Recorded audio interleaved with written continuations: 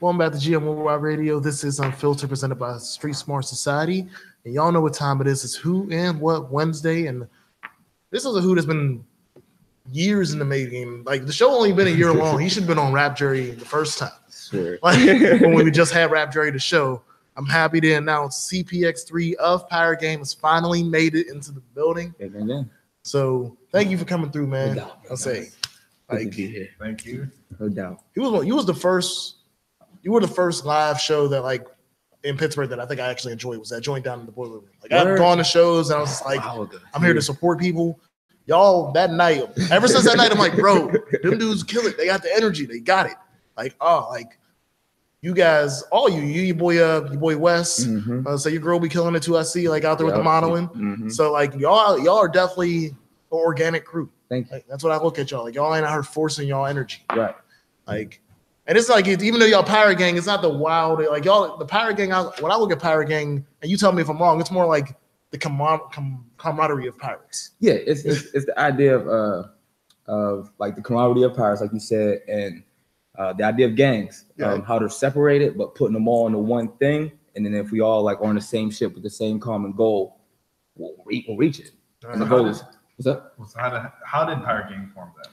My oldest brother made the logo, the original logo. He rapped a little bit too, but not too seriously. And then he sent it to me. He was like, here you go, do something with it. And it was just the craziest logo I've ever seen in my life. I don't have it on me right now. I got a new one on me now. But it was just the craziest thing I saw in my life. And I just started going with it.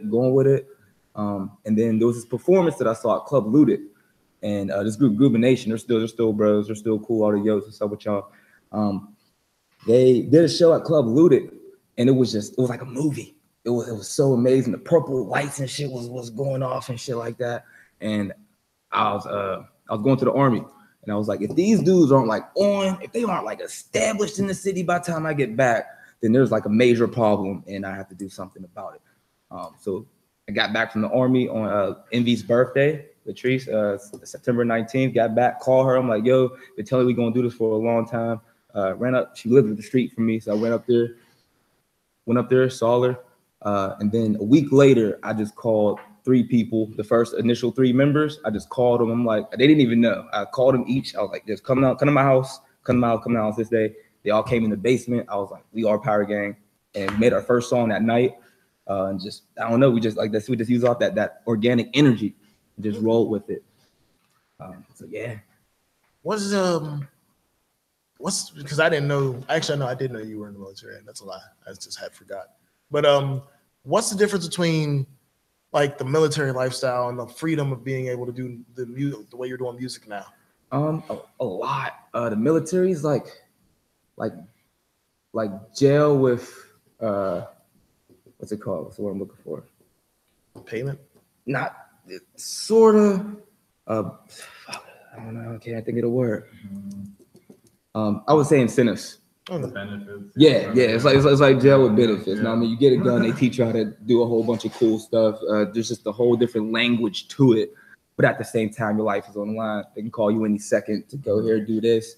If you don't want to do it, then you basically get counseled and you get in trouble for not following the order. Right. You know what I mean? And yeah, that's one of the reasons that I got out. I'm like, I could do this Army stuff, save lives, protect my country, all that stuff. But I felt like I could do more of what I'm doing now. I can touch a lot more voices. Is there anything from that you've taken with you into the music? Oh, everything. I think about the military every day. I do basic training again if I had a chance, for real, because it was awesome. You're the first person I've ever heard say that. I have friends that have gone into military. I ain't about that life personally. Respect all y'all, but I ain't about that life. No, you're the first person I ever say positive things about basic training. Basic was the best part about it. Just because really they break you down, and then the way they build you back up with everybody is crazy. It's just crazy how they do it. The type of brotherhood that you can mend through situations like that. There was a couple trainers where we'd be walking on the side of the road, and the sergeant would be like, that guy stepped on the IED, all 5 of y'all are dead. You know, as an artist and a visionary, I have a real vivid imagination. So I'm like, yo, if we're really downrange and that guy, 5 people behind me stepped on a bomb, all of us are dead. And that happened multiple times with other people not doing what they're supposed to do and costing other people's lives. So that's kind of how I treat my music and the business in the same. It's like we all have to do what we have to do, or we're all going to suffer from it. Basically. Right. So that's one of the main things that I took from it. Okay, that's dope. That's dope. So, what made you want to do the music? So you said the music was the reason you wanted to change the culture of the city was what you did, the movement for Pirate Gang. But what made you want to get into music alone? What was it? My friend TC in 8th grade. He's a real shut-off guy. Didn't talk to anybody. But one day I got on the same bus and we sat down next to each other and we just started rapping a little bit. He kept this orange notebook, never forget, orange notebook full of poetry. And I'm like, yo, the most quiet dude that I know is just, you know what I mean, one of the brightest people that I know too. Secretly, doesn't let nobody else know this, but his poetry is great. Right. So I see that and I'm like, all right, maybe I can start too. So then I just start doing poetry and stuff like that. And then it just transpires. Eminem was my favorite artist. He's somebody who really inspires me, like just his whole upbringing and still how he handles his business. And then Lil Wayne kind of made me feel like I know that I can do this. Yeah. Like just how he just throws it out there for real. Right. So it's like taking the wildness of Lil Wayne and then the organization of Eminem and then just kind of mixing it. And then music was my escape. Like it was just my way to escape all of the bullshit. Like I just write this, be in a whole different place. When I got to the point to where I can rap to somebody and they felt it, I was like, I'm on to something. Mm-hmm. I went to Clarion for a little bit and I did a talent show or a spoken word there. And by the end of it, like people were coming up to me crying. And I was like, what? Like, well, this is insane. I did a show in the Commons also for my church. I was rapping at church at this time. And this little girl came up to me like, how did you get so good? It touched me because I'm like, I got a lot of stuff to work on still. She's like, how did you get so good? And I have to try to be like a role model. Like, what do you like to do? Dance? Well, just keep practicing. You'll be, you know what I mean, the best you could be. And then this other old dude came up to me, bawling his eyes out. He had to be over 50, bawling his eyes out. Like, I haven't seen anything like this in a long time. I had to go in the house and cry, come back out here and talk to you because I haven't seen anything like this in a long time. So situations like that, I was like, I had made that happen. Like that's absolutely insane. It's still thinking about those situations now. It's trippy, but to think that I could take this to a further level and reach more people, and at the same time teach them how to do what I'm doing. Right. That's a big part of it. That's a huge part of it. I feel like a lot of hip hop is like leaving out for real. Speaking of that, and this might be a question for me to ask your label mate, but you're here, not label mate, your group mate. The art festival is coming up. I saw West a few weeks ago made a very passionate and I think right post on Facebook about how they're not letting anybody perform this year because of what happened last year with a lot of the swearing and stuff. Yeah. And how's that feel for y'all, knowing that like y'all love music, but I know y'all love art as a whole. Like y'all, this is deep to y'all. I know this is a meaning that y'all are pissed about this. Yeah, it sucks. One, wasn't our fault. Two, our set of it was everybody did great. Even regardless of the cussing and stuff after that got off. I mean, artists they express themselves. I mean, there's a time and a place when we have rules and guidelines, and you should always abide by that stuff. Right. But I mean, what happened, and they messed it up for us. It sucks really, really bad. Like we had a drummer, we had dancers, we had flag wavers. Like we put together a really nice show. So the fact that one person messed it up for like a lot of us, right. I mean, that speaks volumes for real. Because that's not just for the art festival. That's half the venues around the city. Don't let hip hop in there because of all the fights and the drama and stuff like that. My homie Hindi, shout out to Hindi. He came back from Atlanta, matter of fact. He's doing his thing too. He had Howlers locked down. And then something happened over there. He had nothing to do with it, but something happened over there. And now they don't really want him in that spot, which is that's not fair at all because he's putting on for people, putting on for a lot of young artists and whatnot. And that sucks because Howlers is one of the few spots that like has shown us a little bit of love recently. It's so cool. I love Howlers still. If Howlers something happened to Howlers, it's like, yeah, we can't have you come back. And something happened. So no, I get it for sure. Because I always made the argument like, yo, man, we can't always just be sending niggas to the Coliseum. It's great. But like, and the same thing with the rec. Like the rec let us come down there, but like we can't always just have dudes go to the rec. So need to open it up. There are a decent amount of venues though. I mean, Millville has what Mr. Smalls, but that's so far away. Yeah, and then price just are mad about the Uber. He has a personal issue. He spent like $100 on an Uber to get home one night. It was like $50 for Mr. Smalls. Yeah. Jeez. Yeah, I was like mad as shit. I was like, never again. I was like, I would have walked it down. What time was it though? It was after that surcharge. Oh yeah, watch out for that surcharge. It was like 12. It's between 12 to 1, but I mean, like, it probably was surcharge time. There was probably like 10 people in that same area trying to get the Ubers too. Well, it was after the Bone Thug concert. I miss them every time they come here, man. And then the promo was crazy because I don't find out till the day before. We didn't find out until like a week before. Yeah, I thought Bone Thugs is coming soon. They be here all the time. I just miss it every time. Yeah. So back on to y'all. So my bad, because it blanked. The project that we reviewed. Genesis, yeah. Genesis, thank you. I was like, I was gonna say something else. I was gonna say something like that. It was gonna be like another Bible verse, but I was like, Genocide or something. Yeah. No, I wouldn't have said that. The question would have started off way wilder if that was what I did. So the album is Genocide. You gotta but no, Genesis. That was an interesting short project. It was a short project, but it was interesting because it had from what I remember clearly, it's like every track was like a hopscotch for me. I was like, I fucked with this one. This one is cool. I fucks with this one. This one's cool. And we talked about it online a little bit. You you respected my opinion. Yeah, you're one of the only artists that I know for a fact, like outside of the fact that I'll never disrespect you. Yeah, right. Like, because I think some artists don't understand the difference. You're one of the only artists I know I can say exactly how I feel about your music. And it's just like, I understand. Overall, though, like, people just need to be real. Yeah. Like, you're real, and that's why I respect it. Like, you can say exactly how you feel, and I'm not going to take any offense to it because it's legit and it's real. You're not being an asshole. You're not coming out my neck. You're not trying to break me down or anything. Like, that's legit. A lot of artists in the city aren't like that. Like, if you tell them something you don't like about their project, they'll just think that you're hating or something. Like, that's just the opposite when you're trying to give constructive criticism. So what I liked about y'all review is that every song isn't meant for everybody. So that when you don't like certain songs, I'm like, that's cool. Like, maybe that song wasn't meant for you. But then again, there's somebody that's their favorite song still. Yes. So that's why I was like, I'm totally okay with, like, it was perfect. It was perfect. That's why I don't like doing, like I said, look, this man right here, anybody else that I also used to co-host shows with, I never wanted to be a solo proprietor of what y'all think of y'all music. Like, it's not what it is. Yeah. If he likes something and I don't like it, we question each other. Like, we'll sit there and question each other about this shit. Like, wait, that's your favorite song? Like, yeah, for real? I was like, really? I was like, and then I'll be like, oh, that was my favorite song. He'll be like, oh, really? And because like, with the full length albums, we do the best and the worst. So like, we've had times with the stuff like that happens. Yeah, I was like, my best was like his worst, and his worst was my best.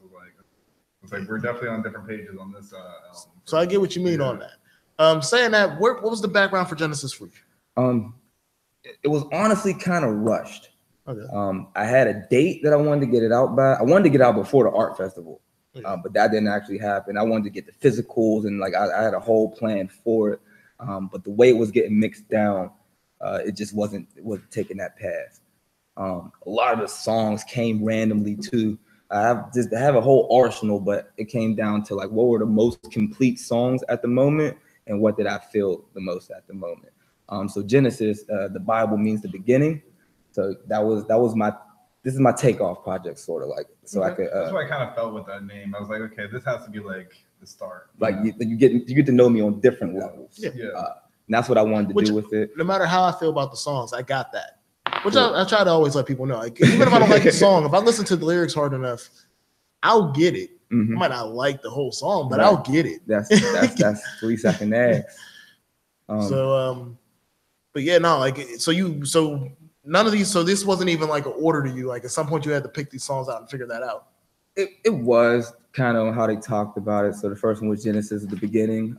Second one is Assumptions, and it's just don't make assumptions of what this is going to be about, basically. Then it's War Side. This is where I'm from.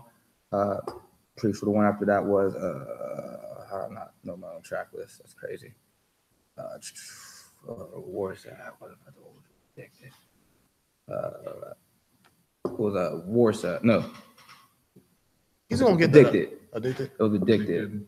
I was like, I know he still has it up on the SoundCloud. Distance. I'm lying. It was Distance. Then it was Addicted.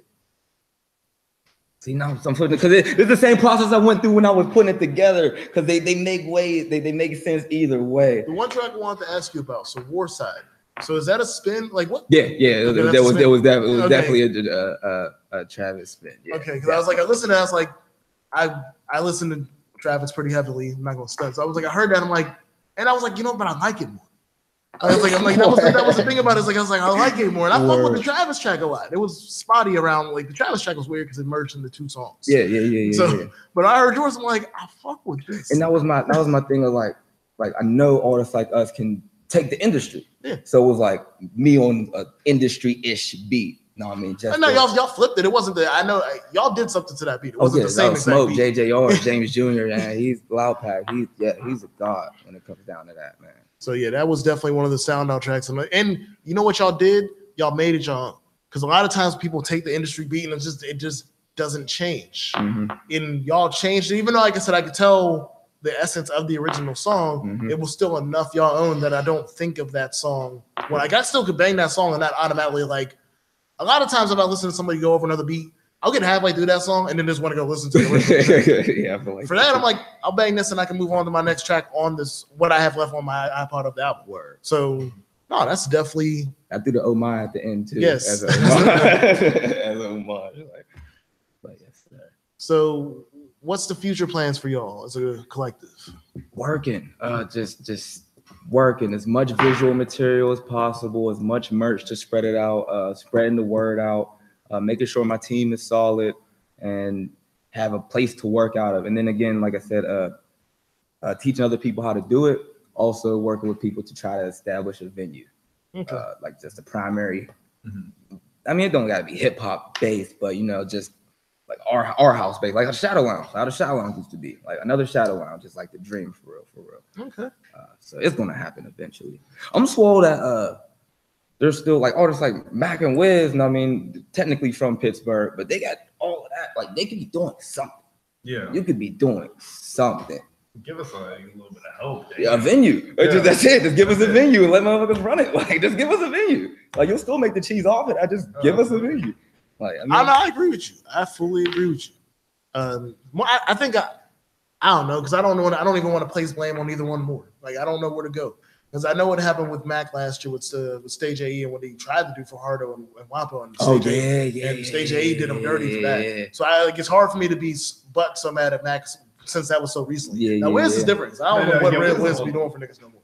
Outside of giving because he wasn't I know he wasn't there for the Wampo Hardo joint. He just sent the verse. Yeah. And I bet I'm sure he wasn't in the studio when he did that. Unless he was in the city for a week at ID Labs. I think they went to his city for that. Well, out of California. Yeah. But I mean I thought they did that. He said he went out to Calabasas. But yeah, I mean, I don't know. The city's strange. The city's I mean, I feel like every city's probably strange, but you being the North Side artist, do you feel being from the South, and I think the South has probably the smallest influence of the music in the city outside of like artists like Charlie Slum and people out there that are great, but I feel like the overwhelming amount of artists that are coming out are coming from the East and the North, mostly the East, but I think the North has its presence with you guys, Asco, what's the one dude who had the joint that was on World Star a few months ago, heavy set dude. I guess he ain't heavy set, he's just like me, I guess, like size wise. Yeah. With the one person we just reviewed? No. Kizzle from the North Side? No.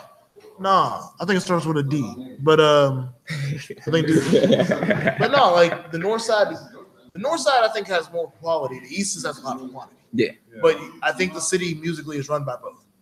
Like I don't see the South really pulling much more, and I'm sure the West is more of a out of county thing. Like you find more Western artists in Beaver County than you do just like McKees Rocks or that area. That's the thing. I don't with this whole power game thing. I don't really see it as sides for real. Okay. I don't know. It's just I just don't. It's more of the genres that I would say. Trap music predominantly runs Pittsburgh. Yes. Like it just does. It's crazy.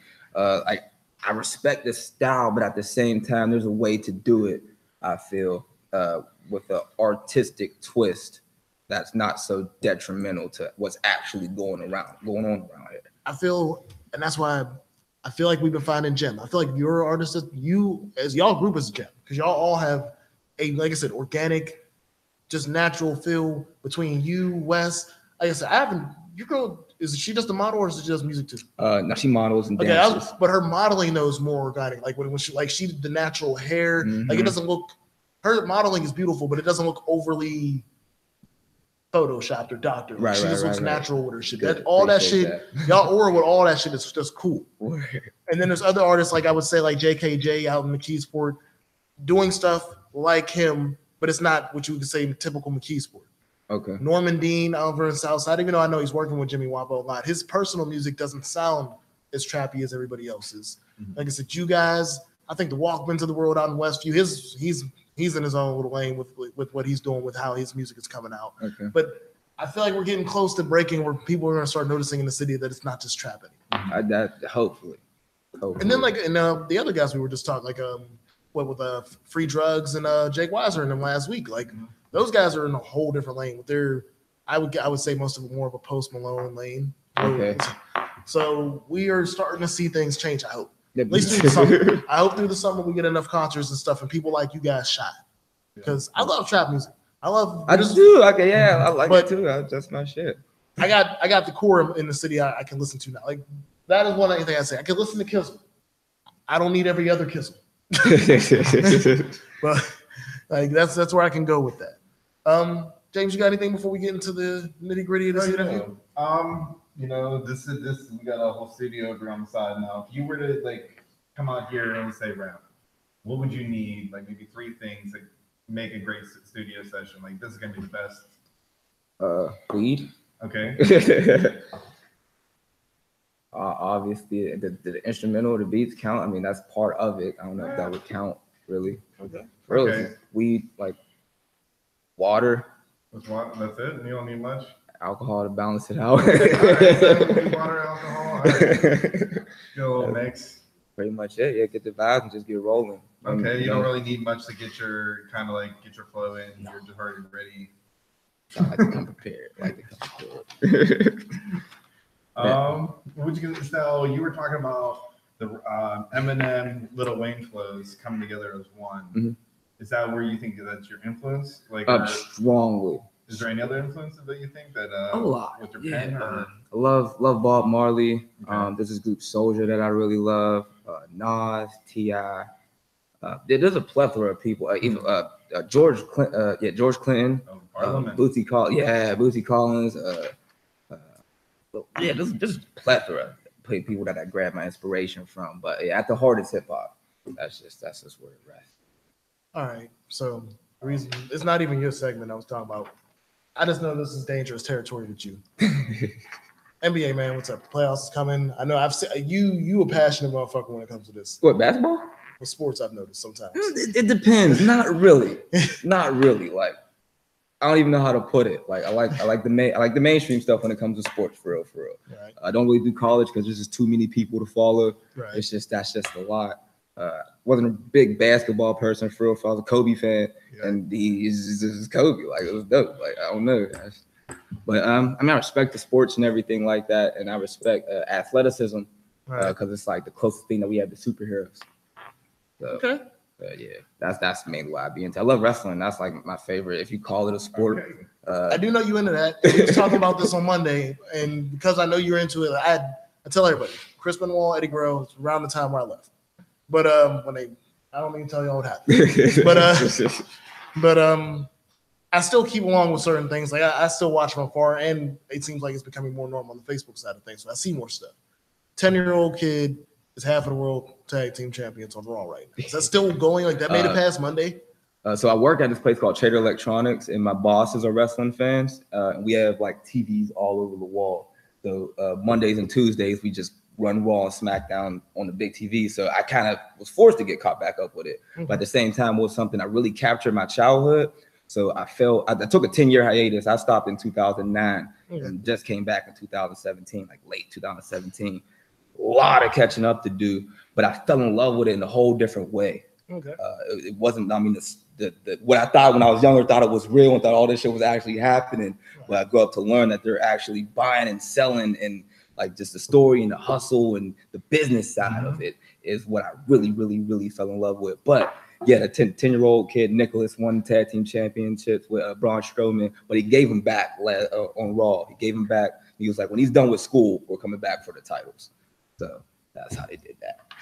And I don't know how, that's the thing. I don't know how scripted that was. Like, they played it off pretty well. I don't know if there was like any. I think it was just like get a random kid up there. Could have been his son or something though. I don't know if he got kids or somebody in the family just planted there.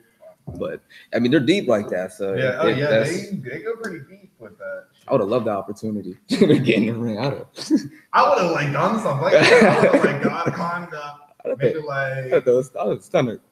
Stone Cold Stunner. I told you on Monday, if I was 10 years old and still thought it was real, I'd have probably kicked somebody in the nuts. Yeah. If I still thought it was real. Now, if I knew it was being choreographed, I might have been able to do some fun shit like bounce off the ropes and shit and do some funny shit. But at 10 years old, I thought that shit was real. I was going to get out that ring alive. Stone Cold Stunner. The go-to move. So, real quick, like I said, because we can have fun with this, who's your, let's say, 3 favorite wrestlers all time? You don't even got to pick the order. Just like the 3 that you like the most. Cool. That's why I didn't say 5, because I almost said 5.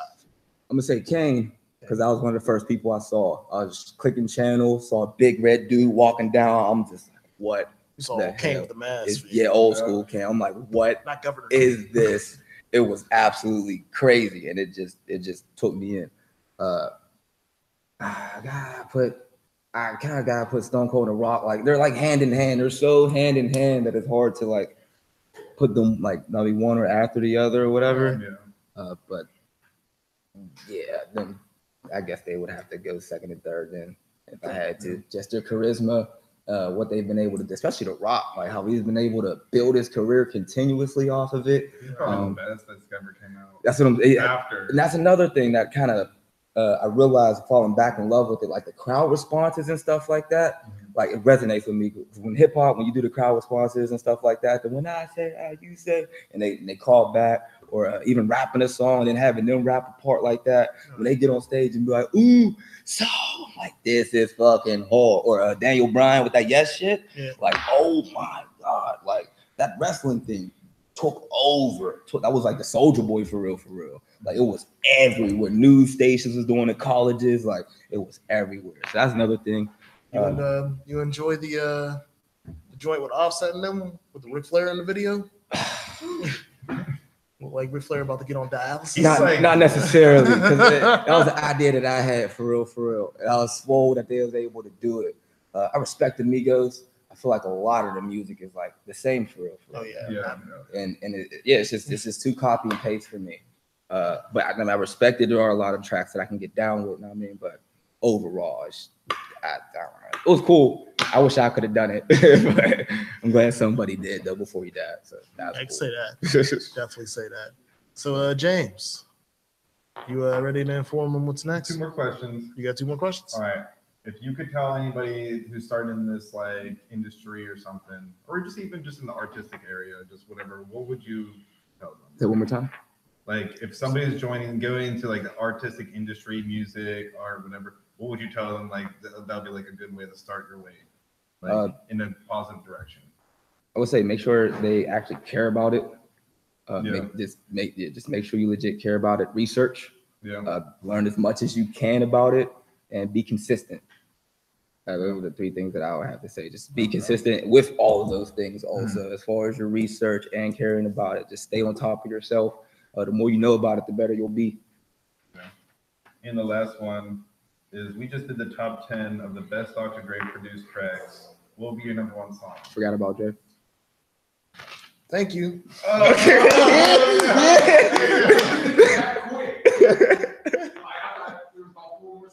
No, bro.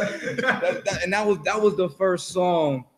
My mom tried to keep me sheltered from hip hop for so long. She had me on like Tracy Chapman, Bootsy Collins, and all of them like for so long. I'm on the Will Smith side of this. I get you. And so, I'm watching MTV one day, and it's the Dr. Dre video, and I'm just watching, and he's flipping through the magazine, and Eminem come on with the nowadays everybody want to talk. I'm just like, they didn't care if he was white, black, or whatever. The shit he was spitting, I didn't even understand half of it, but just the cadence and that it was flowing so great with the beat and how it intro. Then the video was just absolutely immaculate. Mentioned the Will Smith CD and shit. I was like, whoever this guy is, he is the greatest. Like back when Forgot About Dre came out, I'm like, Eminem is the fuck. Like he's the greatest. Like I followed him since then, and I'm so happy that he has transcended into what he did. It just makes me feel like I'm right about a lot of stuff. Cool. So All right. All right. No problem. Shit. So we gonna go for a small break. Get yourself situated and get us some water here because you want to need it. Toss in all your tags for us so we can grab you, or the viewers at home or whatever can grab all your music, your links, whatever, anything. CPx3x.com. Go there. Power Gang 412 on Instagram. You can find the whole gang right there. Or PG Promo on Instagram. You can find the whole gang right there. As of now, if you want anything promo on the Instagram, just tag PG Promo and anything, and we'll share it for right now. And yeah. All right, we'll be right back in a minute. For like I said, he's the who. We got the what in a minute. James will be giving you that in about 30 seconds.